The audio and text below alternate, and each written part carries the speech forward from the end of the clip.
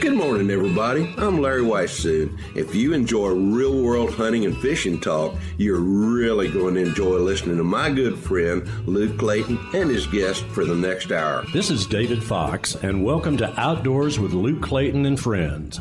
Luke has been a recognized outdoors writer for the past 3 decades and writes for a host of outdoor publications. Luke pens a weekly newspaper outdoors column that appears in over 40 Texas newspapers. Luke is on the pro staff of Pyramid Air, your one-stop shop for everything air gun related. Smoking techs, electric smokers, feel free to contact Luke through his website, catfishradio.org. Now let's join Luke and his guests for this week's show. Thank you, gentlemen and folks. It is now time for us to visit with Mr. Whitetail, Larry Weissoon. Larry's been with me right here on what we call Campfire Talk for the past 20 years. Larry, thank you for the past 20 years, and let's make a pact to do this a long, long time more. What do you say?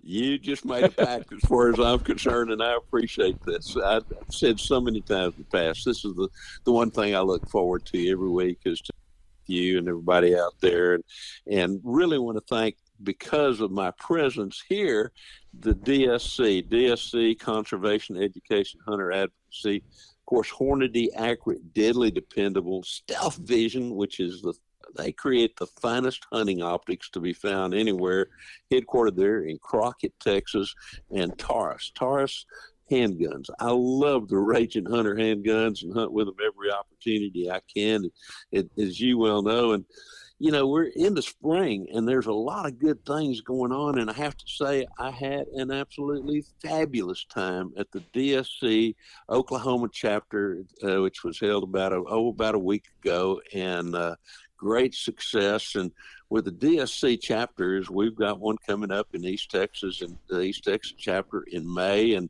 then we just created one along the Texas Gulf Coast called the Texas Gulf Coast chapter that I'm director on. So people want to learn more about DSC, in particular in the chapters, because their chapters are being formed all over the country. They can go to biggame.org or learn more about the DSC Foundation, which is dscf.org. And of course, we'll have our summer gala and summer expo show at the Gaylord Texan there in Grapevine, Texas, July 23rd, 24th, 25th, and 26th. And so I'm looking forward to seeing a lot of good folks there as well, too. Yep, and you'll see me there. I'll be there. Absolutely. And Luke Clayton, too, folks. You know, Larry, the Dallas Safari Club, when they went to the way to have the different clubs around and the different set, instead of the Dallas one spot, right now it pretty much covers a lot of the country now. I know that. I mean, back east, I know there's chapters there, right? There are chapters pretty much all over the United States right now, and new chapters are being formed almost on a daily basis. And the beauty of that is, quite frankly, is there's no other organization out there. Each of those chapters is their own 501(c) organization, tax exempt, if you will. And the way it's set up is if you're a DSC chapter, unlike any other organization out there, pretty much in the world, your top fundraiser, that local chapter determines where they put their 75% of that top fundraiser. 20% of that top fundraiser goes to the DSC Foundation. But then again, the local chapter can tell people or tell the foundation where they want that money to go to. Only 5% of that top fundraiser goes to the DSC organization, and that's to support guys like Bruce Borowski, who is in charge of setting up the chapters and helping to maintain them. But then if they have a second fundraiser and say it's $5 less than the first one, they keep all the money. Look, and anybody else listening out there, there's no other organization out there that does that. All the local chapters control essentially where all their money goes to help support local things, help support conservation wherever they want to, and that includes education as well too. So I mean, they're just a great organization. Again, I think they're like 30 plus chapters now. And last time I talked to Bruce, he was talking, and said, well, we're going to add one over here and we're going to add one over here. So, everybody can get involved if they want to, and they really need to be involved with those DSC chapters if they love the outdoors and love the outdoor lifestyle. You bet. And the cool thing about it is it makes it local for the people, like you say. Absolutely. They can tailor it. Of course, we talked last week about the outdoor event. I've been thinking, I wrote a newspaper column last week. Some of the editors, a lot of times the editors will name the column themselves. I'll give it a working title, but they'll put their own spin on it. But it was about how people that love the outdoors can connect. And I know that happens through the Dallas Safari Club too. All these chapters, when they start out, they may not even know each other, but they have a common bond. That's their love of the outdoors. But at our event there in Greenville, I noticed that, some of the people, they didn't know. The only people they knew is the ones that they came with, Exactly. And you get the campfire going, you get you get the camaraderie rolling. They leave as friends. So I don't know if other I'm not a golfer, and you're not a golfer either. But I know I've got a lot of great friends that are golfers, and I think they share part of that bond, but I just don't see how they could connect quite like we do. Maybe they do. I hope they do. But I don't know. Waving the flag for the outdoors right now, I know that. But it is a fact. People, you can spend a day or 2 hours with someone when it's just one-on-one, sitting in a blind, hunting, fishing out on the lake, whatever. And you can certainly get to know people. I can a whole lot quicker than I could in most settings, Larry. So I think it's one of the reasons we like to not only enjoy the outdoors ourselves, but spend time with people we don't even know, Look, you're exactly right. And I learned a long time ago that you can learn more about a person in a hunting camp or where you're fishing or sitting around a campfire than you might any other way that you could think of. So you're right. And the outdoors is so very, very important to all of us, including the people that say, well, I don't even like going outdoors. Well, yes, the outdoors are important even to those people.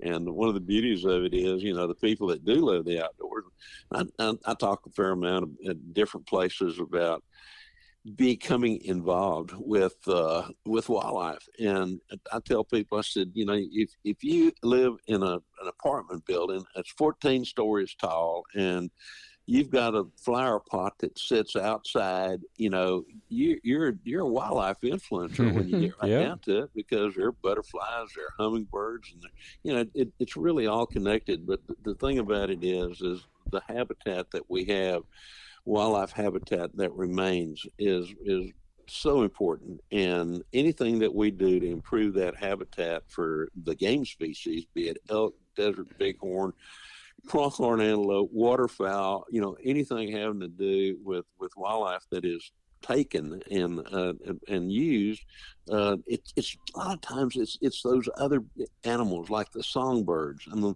all the little butterflies and the moths and all those other kind of things that are out there, the salamanders, frogs, toads, all those, they benefit a tremendous amount because that habitat is properly managed. And that's something that we need to make people more and more aware of. And when you get right down to it too, that conservation is paid for by those of us who hunt and fish and buy outdoor products, where the money goes into the Pittman Robertson Fund or the Dingle Johnson Fund in terms of fishing, but Pittman Robertson on terrestrial wildlife. And that money becomes very, very important. That money comes from the people who truly support everything there is to do about wildlife and the outdoors.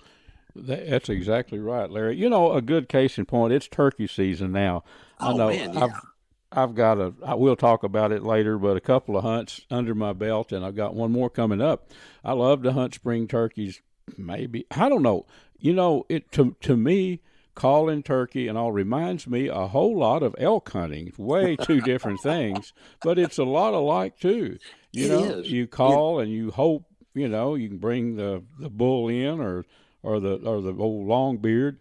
But close to home, and this ties in with conservation, there's a huge ranch, I don't know, 15,000 acres about, in Kaufman County here, real close to where I live. Of course, you know all about it, but I'm sure our listeners may not know this, but they stock the Rios. We're right on the edge of the eastern and the Rio turkey area, habitat, if you will. They stocked it with quite a few Rios probably 7 years ago, and I've watched that. I've watched it. Well, yeah, they stocked them. I guess the biologists want a large tract of land, like that 15,000 acre ranch, to stock so they can control, the habitat somewhat. Well, I've watched it, and I live probably, as the turkey flies, probably 3 miles from the edge of that ranch. But up here around where I live on the fields and all, every year I see more and more turkeys. So that's been a success. But it wouldn't have been unless the monies had come from somewhere to stock those turkeys, right? I mean, so all these conservation programs, and I don't know about all of them, but like the Wild Turkey Federation and Parks and Wildlife was involved in that. But who knows? These birds, I know they've spread out probably at least triple their range in that length of time, Absolutely, and they will continue doing so. And as you mentioned, that the stocking of those, that was paid for by hunters. And so, even if you don't hunt, I know a lot of people like watching those birds, those gobblers strutting this time of the year, and having that sunlight shine on those strutting gobblers. Yep. And that iridescence. Oh my God! And you mentioned the similarity with the beauty of turkey hunting, as far as I'm concerned, is the interaction that you have with the animals. Same thing with elk. You start doing cow calls or start doing bugling and have those animals respond. Well, getting out there and hitting that whatever call you use. And I know we've talked a little bit in the past about you finding a big old mussel shell that you're using this year to call a turkey up with. So you don't need a fancy call. Edgar Cotton, and particularly David Cotton. I mean, I've listened to David. David sounds more like a turkey using his natural voice than most turkeys sound like using their natural voice. So there's all kinds of different ways to call them, but it's that interaction that you get with turkeys, to me, that makes it so much fun. That's true. We'll talk about it a little later, but one scenario that I remember is, boy, when a gobbler, what I call, cuts you off, you have got a hot gobbler. and that's what I'm talking about, is when you're calling, hen calling, whatever you're doing, and that gobbler won't let you finish. If he cuts you off with a gobble, midstream in your calling, that a turkey hunter, that'll get your hair standing straight up. Yes, it will. It will. Well, Larry, gosh, I wish we had a lot more time to visit, but I do appreciate you being with us. And we cover a lot of topics every week, varied. Mm-hmm. And folks, honestly, Larry and I, you may have ascertained this. We don't have it. This is not scripted. I laugh because we'll start. Well, what are we going to talk about today, Larry? Well, we'll get a general topic, and we may talk about that or we may not, You're exactly right. And I love it. I think that's very much the reason a lot of people do like listening to us, because it is very spontaneous. And we try to invite, it's like they're sitting around the campfire with us. Exactly. And that's what we strive to do. That's what we want. Well, thank you, Larry, and look forward to getting with you here pretty soon up here in Kaufman County. I will be there before too very long. Well, friends, Mr. Larry Weissoon is going to tell you about the finest hunting optics that we have ever found. Luke, these are called Stealth Vision. They come from Crockett, Texas. Dr. John McCall developed them.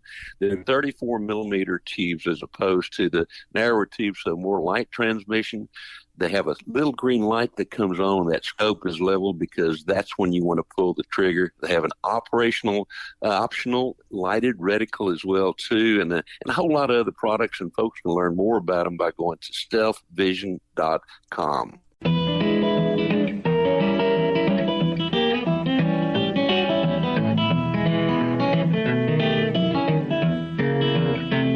Folks, if you enjoy hunting, I want to hook you up with Ultramatic Feeders. You need to know about this company. The website is ultramaticfeeders.com. There are a one-shop stop for everything you need with hunting blinds. They have all kind of different brands of hunting blinds, game feeders, parts for feeders. Again, the website is ultramaticfeeders.com. And friends, I've been using Smoking Tex electric smokers for over 15 years, probably closer to 20 years. You can go online to smokingtex.com. They're not one of your throwaway electric smokers that you can find at some package stores. These things are made to last. I've got one that I've been using for, well, that length of time, probably 15 years. Check them out online, smokingtex.com. Well, friends, have you ever been to Africa? I haven't, but I almost feel like I have. I've got so many buddies that have tell me about their trips and their hunting trips through the many years. Our next guest just got back from Africa, Mr. Wade Derby. Now, we've had Wade on. Wade's been our guest. He's become a friend of mine, and he Crosshairs Consulting. His job is to hook people up with places to hunt, not just Africa, of course, but all over, really all over the world, but definitely in the continental U.S. Wade, thank you for being with us, and welcome back from your trip with your family, I think, out to Africa. Yeah, thanks. It's good to be home. Did you have a good time? I bet you did. You know, we really did. It was it exceeded what I thought it was going to be like, you know, for my son and who has never been, and then my wife, you know, has been once. So it was very nice. That's good. You know, I think last week I talked to people on this show about going to Canada fishing, you know, fly-in camps, which I've done a lot of, and the Saskatchewan Department of Tourism has been a long time been one of my sponsors. So I've done it enough to help people, but I remember the first time I went up to a fly-in camp way up near the Northwest Territories, actually. I mean, to me, it was a daunting task. I thought, whoa, how am I, the logistics. It was a simple thing. It's a simple deal to get up there. I've done it enough, could do it in my sleep, but I didn't know. I didn't know what it was. But your job, what you do, is connect people, say they want to go to Africa the first time. You've been to Africa. You've been to the place you might recommend them to go to. That makes it simple for people, doesn't it? It definitely helps. I had a client along on this trip for Florida, and you know, he took advantage of being able to discuss logistics with me and try and get his best plane flight rates, and you know, especially firearm services. Once, you know, if you're taking a gun over there, there's an easy way to do it and a hard way to do it. Yep, and you learn that by doing it. So things like that would a big help if you have someone that knows and does what you do. Tell us about the trip. I saw, you know, we're Facebook friends, and I want to connect people with you on Facebook because you do post whatever's going on in your adventures on Facebook. But your son, I think he could be a comedian, maybe. Am I right? he was a character. I also spoke fluent. I'm not sure of the language, but yeah, I bet he's a pistol. He took some nice animals, and I guess all of you did, right? Yeah. You know, this trip here was just my wife, my son Justin, and then like I said, a new friend and client, Joey Cox, there from Florida that went. But yeah, no, he did his best impersonation of being able to speak the Bantu language called Kosa, which has a lot of the clicking sounds and things he was imitating. Their X's and K's are a click. And it's a Bushman language. And yeah, he picked up a few words and he improvised a number of them. Well, I watched him on the little video. I could tell he enjoyed that. So okay, let's look at it like this. And it's truthfully, I never have been to Africa. I've been a lot of places, but I've never been over there. So I'll call you up, Crosshair Consulting. You know, Wade, I'm interested in going to Africa, what do I expect? I know there's got to be a lot of different options when I go over there, but I've never been, and I'd like an experience. So what do you recommend? And then you'll probably start quizzing me or the client, right?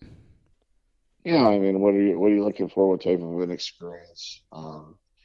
Everybody has kind of an idea of what they think Africa is like, and like South Africa, every time I go there, and even Namibia, I always comment on how much it looks like the American West Mm-hmm. Mm-hmm. and the Southwest, and even like Pacific coast of California. We were in the Eastern Cape, and so we were near East London and Queenstown. Cape Town was a little further off, but the Eastern Cape of South Africa, it looks remarkably like California's coast, especially the central and southern coast. Mm-hmm. So you fly to Johannesburg, or where would you fly to usually? Usually just about any country that you're going to go to. There's airports like, Right. You're going to fly into Johannesburg, but then you're going to connect, whether you're connecting within South Africa, you're flying on to Namibia or Zambia or Zimbabwe or Tanzania, especially Southern Africa. Okay. So the place that you just returned from, tell us about that. Was it a long flight from where you, when you landed there? Was it a long distance to get to where you went? No, it wasn't bad. Our flight from Montana, from Bozeman to Atlanta is 4.5 hours. And then we connected 2 hours later with a nighttime flight that went Atlanta to Johannesburg, which is right on the short side of 17 hours. Mm-hmm. Yeah. And then we got there in the evening, and we stayed. I made arrangements for a guest house to pick us up and to help with the firearms transfers. Mm-hmm. And because we had almost 10 hours before our next flight.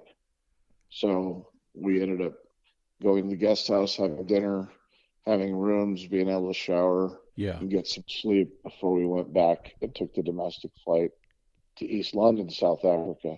That flight's only an hour and 15 minutes. How long was it, did you say? An hour and 15 minutes. Oh, okay. Not just a short hop then. Yeah. Okay. No, but in transit for us coming from Montana, it was almost 36 hours. Yeah, to get to where your destination. Okay. Correct. So once you're there, what's it like? I mean, was it I'm sure it was, it would have to be a guide. They had I'm sure had some guides to take you around and show you the ropes. So lodging and all that, meals, I would assume, is furnished like a full service camp in the U.S. maybe. It is. It's all part of the hunt. Mm-hmm. We stayed at a lodge called Mawini, and it was a common area for dining and what have you. They had a pool, had a remote piece of ground, but beautiful amenities. Everybody had a thatch roof bungalow that they stayed in, and they have everything. I mean, it's a full service hunt. It's different than North America. I mean, they're doing your laundry, turning down the beds and sheets and linen. You've got fully catered meals, and it is not rough hunting in the concept of tent camping and being out in the wilderness. Yeah, I understand. And then is it a large area section that you're hunting? You have access to a lot of country to hunt?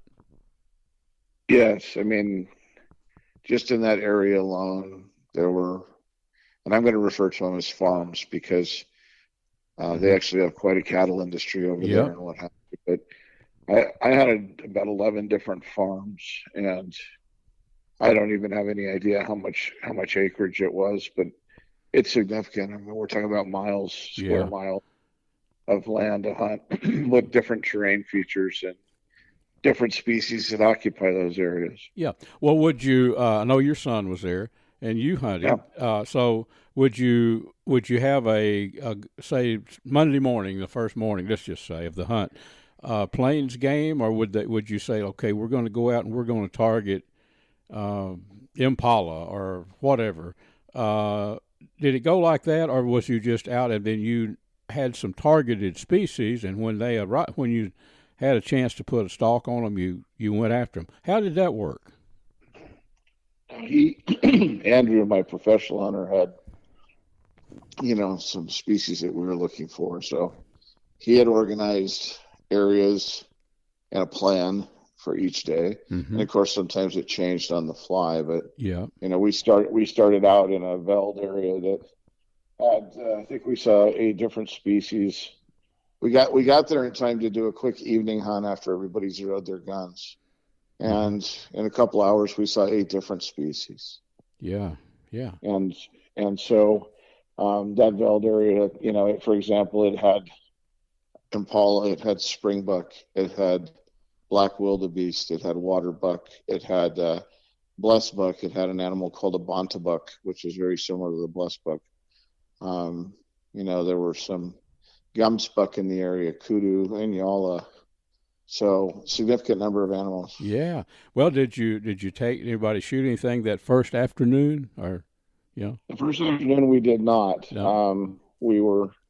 They did make a stalk on a really nice waterbuck. They ended up stalking that waterbuck because he had a unique pattern, and we were able to check on him at times and find him somewhere within a mile or two of where we saw him the day before. My son actually got that waterbuck on the very last day. Oh, good! Finally got him. Wade, we need to, one of our segments here on Catfish Radio is not enough, so we need to take a quick break, and let's come back. Would you come back with us and let's talk? I've got a bunch more questions, and I know our listeners would enjoy that. So stick with me, and we'll be right back. Okay? You bet. Friends, if you're heading southeast out of Dallas on Highway 175, you'll pass by Crandall. Whip in there to the Cotton Gin. They have some of the best food you'll find anywhere. Live music in the evenings. You can go online to cottongincrandall.com and check them out. Big Sam left Seattle in the year of 92 with George Pratt, his partner, and brother Billy too. Friends, this segment is made possible by Platinum Cadillac and Chevrolet in Terrell, Texas. Stop by and visit with my buddy Mr. Justin Rudd and his team of experts and let them put you in a new Chevy pickup or a Cadillac or whatever you might be in the market for. Also, the Choctaw Hunting Lodge up in southeast Oklahoma. Check them out at ChoctawHuntingLodge.com. Also made possible by Pyramid Air, your one-stop shop for everything airgun related. Well, friends, we are back. Thanks for sticking with us. And we do have Mr. Wade Derby with Crosshair Consulting. We're talking about going to Africa. Not Wade's first time, but our first time. Somebody that has never been to Africa, this is what we wanted to target, maybe give you some pointers. So okay, that first real full day of hunting, you had some target animals and a plan. You have to have that when you go hunting, whether you're hunting squirrels or black wildebeest. So the first day, were you anybody able to connect? I'm going to bet somebody got something, right? Oh yeah, the first full day, my son ended up taking an exceptional blessbuck, a very old ram that just had a lot of character to him, and it took about 3 hours to weigh him out and be in position, and he got a really, really close shot on him. I think it was about 54 yards. I like close is good. Yes. They're very similar to a pronghorn antelope. And I always kind of compare the African animals to some of our North American animals, like the kudu reminds me a great deal of our elk. The eland reminds me of our moose, and the blessbuck and the springbuck, those type of animals are very similar to our pronghorn. Right. So, Yep. So you would now would you stay out the whole day, or what about would you come back to the camp during the midday or stay out all the time? Some days were different than others. We did both. Yep. There were some days where we were able to return back to the main lodge and have lunch, and there's other days where we literally went from before sunup to after sunset to get back and ate sandwiches.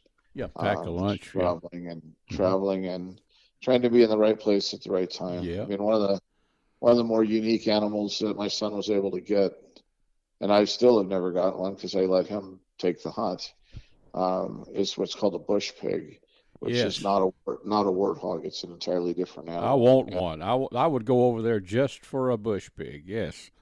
They're one of the hardest animals to get in South Africa. In all the years I've gone there, I've never gotten one. You hunt them at night. You hunt them in baited areas. Yeah. They eat a lot of carrion, and they consume the maggots. That are feeding on, the carcasses that whatever of a downed animal. Yeah. So, anyways, he had an area set up where he knew that there were some pigs that were coming in. We made 2 evening attempts at them. On the second evening, my son was able to take one, which is, like I said, it sounds silly, but the bush pig to me is probably trophy-wise one of the most coveted, at least to me. Did you use thermal? Was that allowed? Yeah, he had a thermal monocular that he used. It is allowed. And then he was able to use the old school red light above the animal to be able to get a target acquisition on him. Put the light. I've done that with feral hogs forever.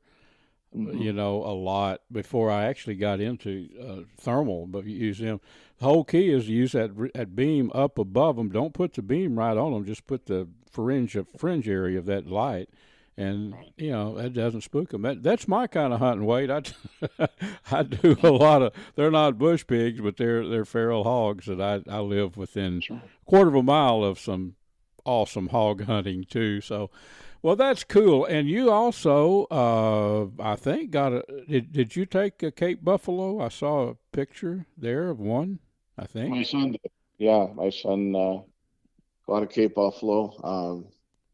There's a pretty good size herd, and there were 3 really good bulls in there. There was one bull that we really wanted to get, and they were near the edge of a pretty heavy forested area.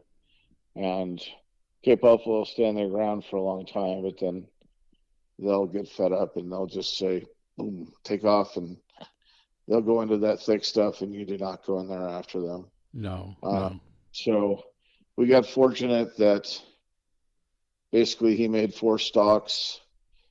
And when I say stalks, they weren't long distance stalks because you're within sight of the animals the whole time, and you're in their sight as well. And where he was able to get and work into a position to take a clean shot at the buffalo that we had picked out.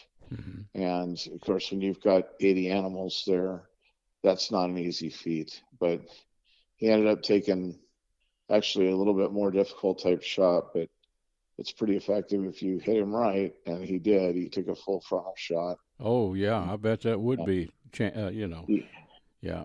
He hit him right through the heart. And, of course, it's Cape Buffalo, so they don't just give in. They did take off running and didn't charge, and he ended up falling while he was running, and that's where he finished it. Well, he did give him an insurance shot. That's something. Now, in your years of hunting Africa, Wade, I bet you've probably been privy and probably shot several yourself or been there when they were shot, right?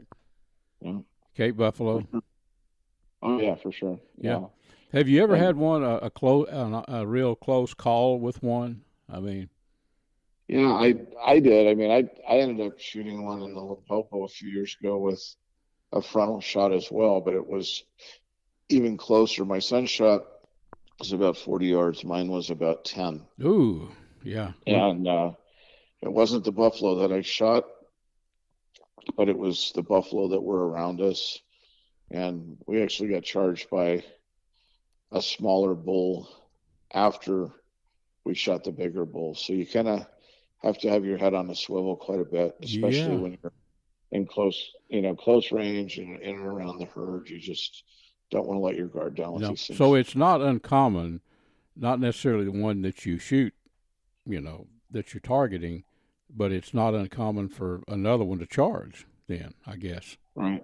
And between the one that you're after, if you don't hit him cleanly, and, you've got to concern yourself with him. Plus, like I said, when they're in a group of 60 or 80 and you're in, thick brush or heavy cover, or even in the open for that matter, right? You've got to be paying attention. So, what caliber did he use there on this one? So he ended up using a 375 H&H with some custom hand-loaded 300 grain soft points, and then he backed it up with a 300 grain solid. Yeah.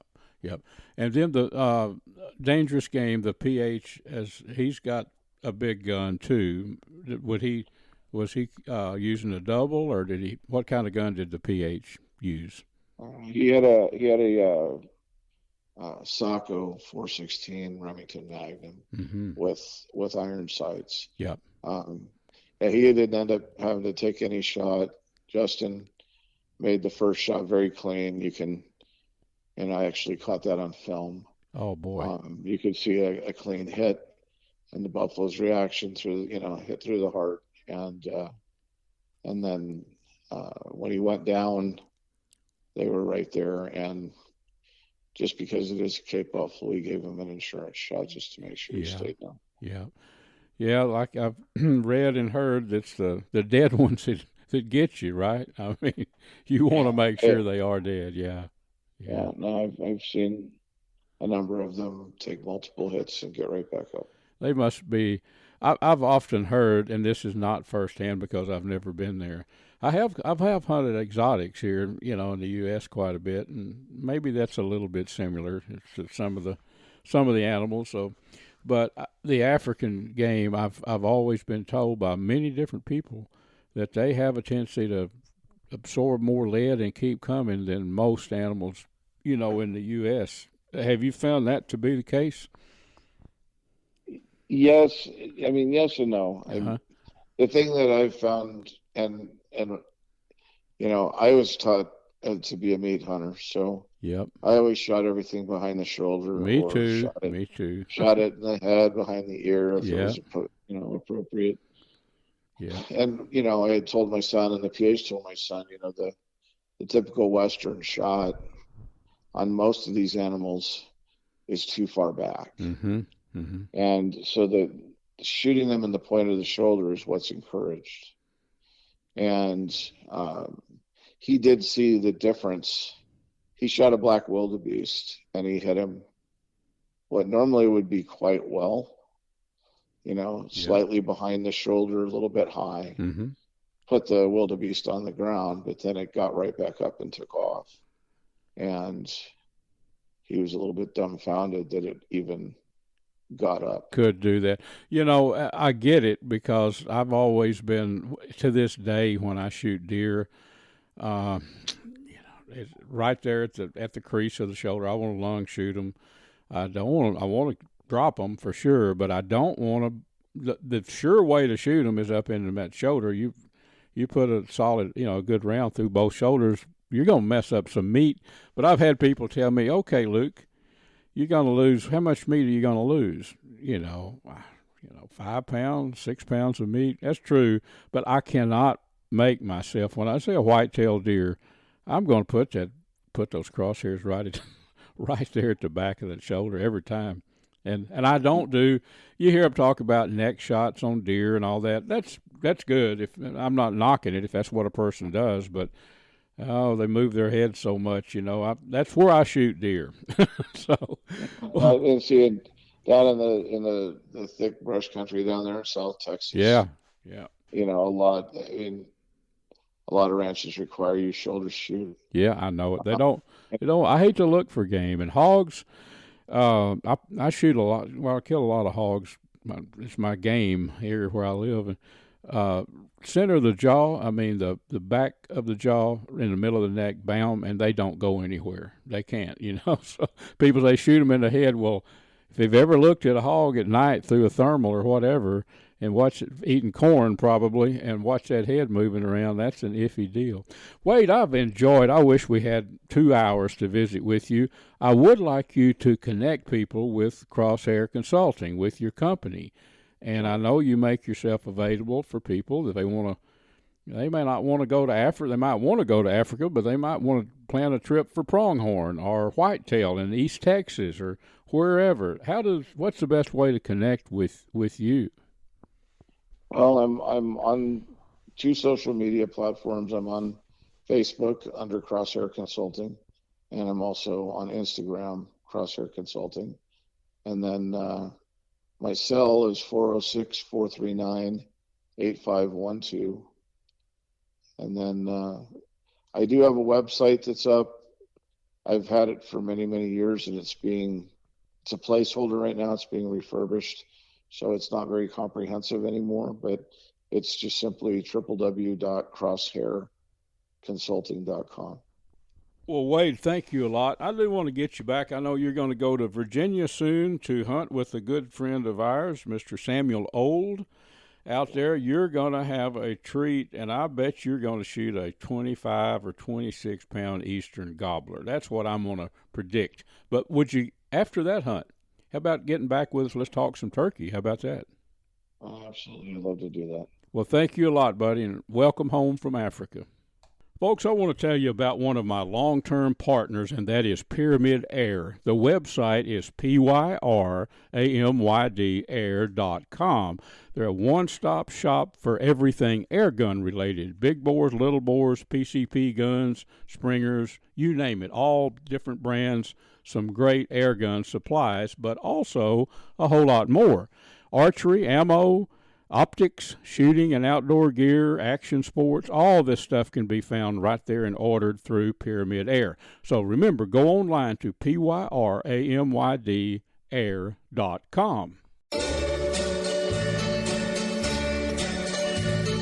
The snowflakes fall as winter comes, and time just seems to fly. Friends, I've been shooting and hunting with CVA muzzleloaders a long time. They are, in my opinion, the best muzzleloaders on the market. But did you know CVA also makes a very fine line of centerfire rifles, built to last and super accurate? Been hunting with those for several years. Check them both out, the muzzleloaders and the centerfires, online at cva.com. Folks, I want to introduce you to some good friends of mine at Dash for Cash Pawn Shop in Seagoville, Texas, located at 133 Hall Street. The phone number is 972-287-3121. Go by there and talk with Gary or Randy, the owner. They're great people. They've got some great prices. Again, that's the Dash for Cash Pawn Shop, Seagoville, Texas, 972-287-3121. Well, friends, I am hot off of an exciting turkey hunt with a longtime friend of mine, Bill Carey. You hear Bill on our show all the time, Striper Express up on Lake Texoma. Bill, thank you for sharing some time with us today, buddy. Well, good morning, Luke, and all y'all out in radio land. What a fun time. Friends, I got to spend a day, not really a day, a morning actually, hunting with Bill. We've got a plan, Bill and I do. Bill, I think I'll just give them the general premise of it, then we'll expound on it a little bit, right? So yes, sir. So I joined Bill up on not too far from the Red River. Let's put it that way, up in Texoma land. But I joined Bill up there last year and had a plan. We've always got a plan, and that plan was for me to come up there and hunt a turkey. Well, I'm a turkey hunter from way back. I think that's probably I know it's one of the most fun things that I do is hunt spring turkeys. It's just exciting. So I brought all the stuff to everything except some turkey meat, some turkey breast. I brought the rocket stove. We cooked this on wood last year, and some camp beans, and all this kind of stuff. I got out there, Bill. This was last year. You remember, because you were right there, and we had a little camp set up under a big oak tree with the cooker, and I brought everything in the box that we needed to cook with, except the turkey. And I was a little overconfident, but it worked. And I didn't bring any meat, nothing. I mean, we'd have been eating beans had we not got a turkey. But it lucked out. I sat with my back against a big old oak back in the edge of a clearing, and the turkeys were talking last year. They were gobbling all over, and bottom line is, within 30 minutes, I had my hen decoy, Henrietta, her name is, had Henrietta sitting out there in the clearing. Gobbler snuck in 2 of them last year, 2 big ones. And, within like 20 feet of me, Bill, you know this story because you were there. But come in so close, and I couldn't move. My body was positioned looking out toward Henrietta, my decoy. I thought that's where the turkeys would show up. Well, bottom line is they got behind an oak, and one of them poked his head out, and I had one with 11-inch beard jump out of the box. Well, Bill, the trip here about 2 days ago with you down there was, I wrote my newspaper article about it. I called it Deja Vu Turkey Hunting. All right. Everything was almost the same. It worked, except there was a few differences in the hunt, Bill, and there were fine points. The turkeys weren't gobbling 2 days ago. You'd heard them a lot before then, but they were silent. And I don't have the best hearing anymore. I've had so many gunshots I've listened to through the years, but I can hear pretty well. And no turkeys were gobbling. Well, so when you turkey hunt, you always start out real soft, soft calls, because there might be a bird right on top of you that you don't know. You don't want to spook him. Soft calls, nothing. And after about 10 minutes, I started hammering down on that box call. You were back at our camp, and I think you're getting things ready. You could hear me calling, I think. It was loud. It was about as loud as you can call turkeys with a box call. And so I heard way across the creek back in the woods, and you were within a couple of 100 yards of where I was at camp, You even heard the gobbler way back there, didn't you? First one woke him up, I think you did. He might have still been on the roost. I don't know.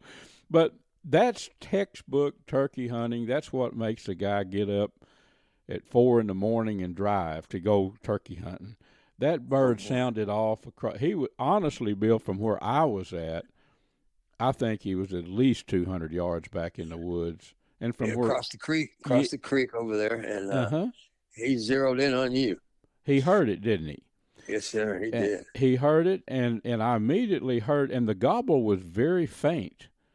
And I know it was faint for you because you were even farther away back at our camp. But I heard him sound off the first time, right away.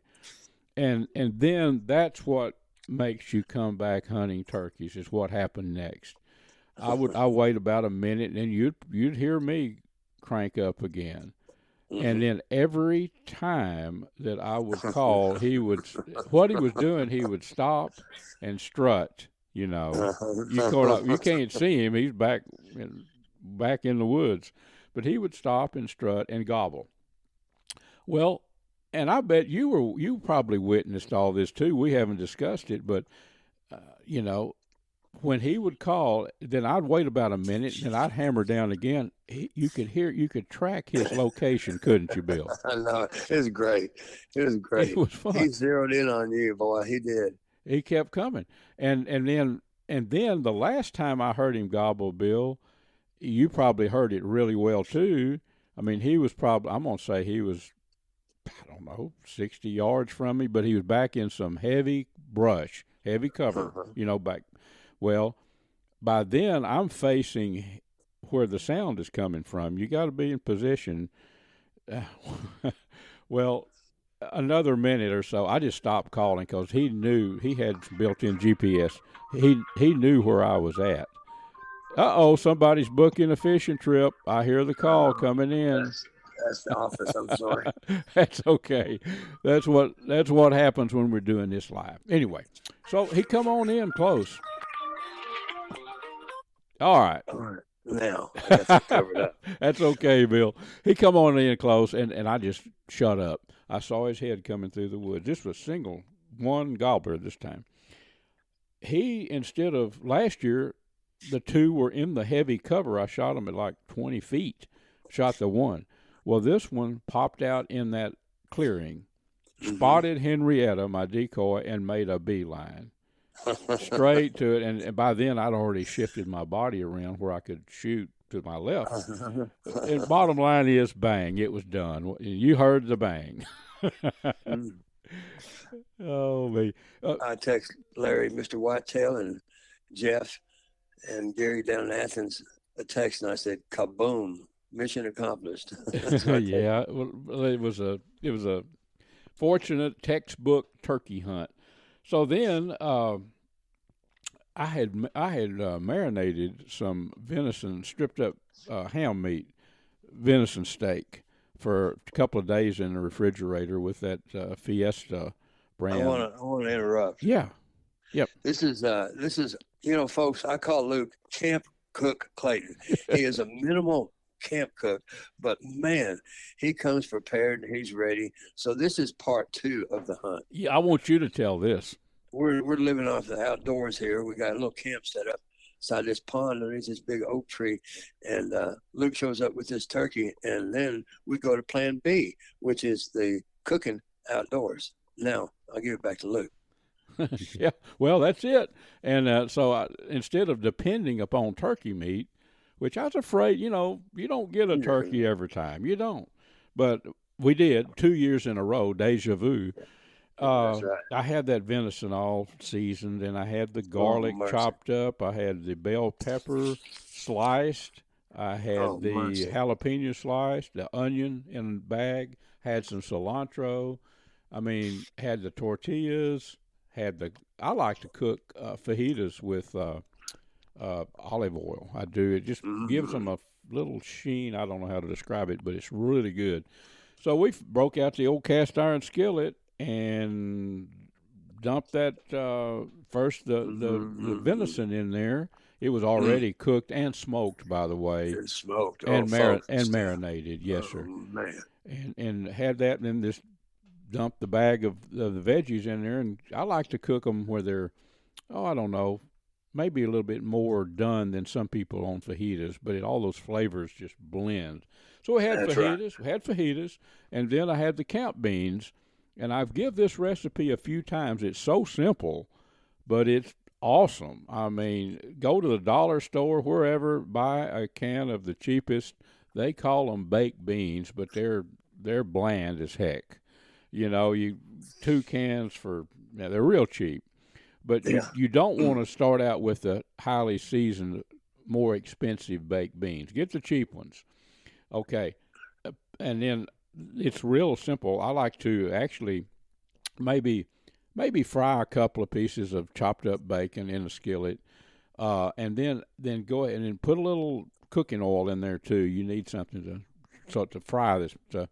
But put you some garlic and onion and jalapeno, and jalapeno's a must. And you can put a little bell pepper in there just for color if you want to.